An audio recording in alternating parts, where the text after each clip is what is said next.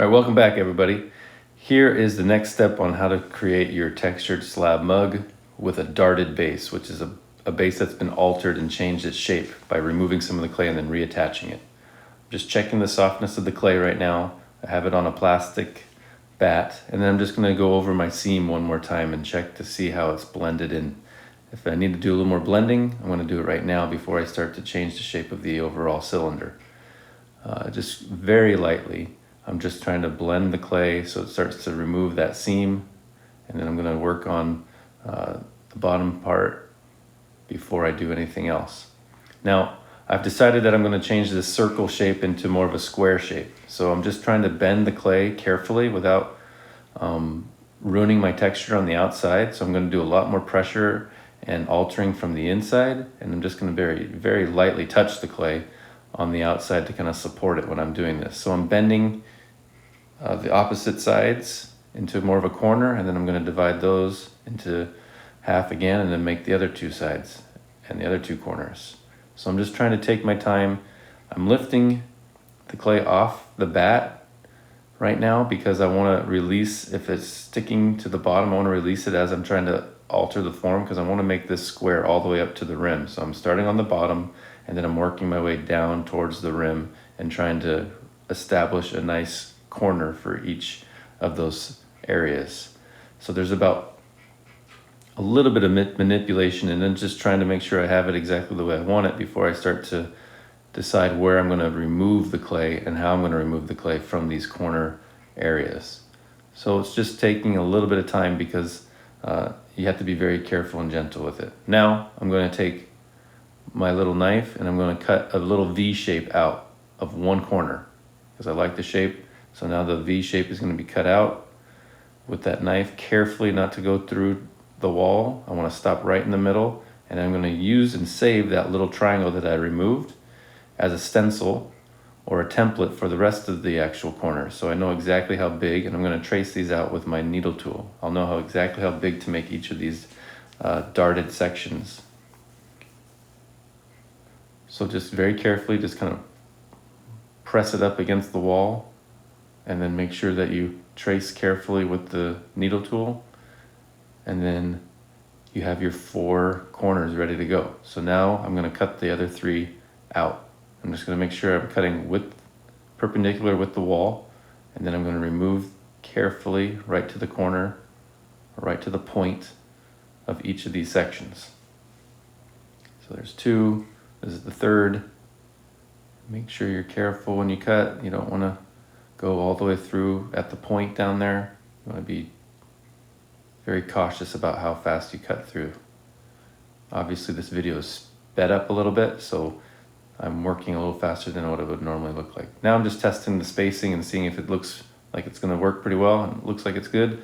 I'm going to now cut at a 45-degree angle on the outside of one side and then on the inside of the other side, so that when I push these 2 pieces of clay together, they overlap and lay on top of each other like that. So now I have to do that on all 4 corners. So I've done 1, this is number 2, and you can see how I'm cutting a little bit of a 45-degree angle. So I'm readjusting my angle of the wall there so that they can join back together properly without me having to add any clay. It's going to have a nice seam, very similar to what you did at the beginning when you were putting 2 of the 2 edges together when you're creating your actual cylinder. You had a 45-degree angle cut on both edges of the cylinder before you put them together. So just keep testing, make sure they're working out as you go. If you need to adjust and change some of the angle, you might need to do a little bit more cutting away. You might need to clean out the section in the middle a little bit better so that they have a nice straight pointed connection on each of those parts. And now you've created a smaller base or a smaller bottom to your actual cup or mug. And now I'm just kind of adjusting to see if it's going to work out. Now I'm going to pull it back apart, and then I'm going to score with my wire brush and carefully do all 4 corners. Going to do both sides of the wall there, both parts where I remove some of the clay, and I'll make sure I go all the way down into the little point at the bottom there and work my way up to the top and make sure that the clay is really scored properly. And then I'm going to come and grab a little slip with my brush and brush all of them at one time,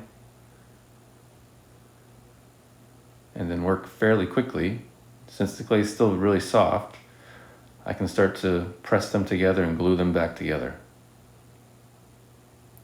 Work on each one, and then go ahead and work on the next one. Go ahead and work on the next one. And so get them established, get them stuck together, and then I'm going to come back and try to clean up each of the seams a little bit better too. It needs to be completely glued together and stuck together, and you want to make sure you really work on the seam so it doesn't split open or bust open when it starts to dry out a little bit more. This is the time to make sure the clay is completely adhered to the other sections and making sure that you have a nice established squared off base, if that's what you're looking for. This could be done in lots of different ways. The darting can be done on the wall itself. It doesn't have to be right at the base. It could be 3 only. So you have like a triangular shape at the bottom of your mug, or you could be something else where you've completely removed clay and reattached clay on the wall itself, so the wall doesn't look like a cylinder anymore when it's vertical. It just has a nice kind of dip or some other kind of altered shape. Now I'm just establishing the square shape again on the rim so I can see exactly where I need to flare out the clay or push the clay out from the inside. So I'm just going to run my finger up from the bottom up to the rim and use my hand on the outside as a support.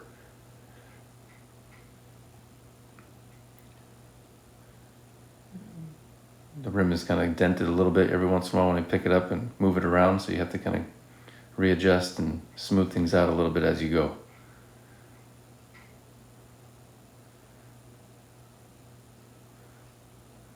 Now I'm just working again on those seams, trying to make sure I establish a nice square base and kind of smooth them out a little bit more, letting the slip kind of thicken up, and that's about it. All right, good luck. Thanks.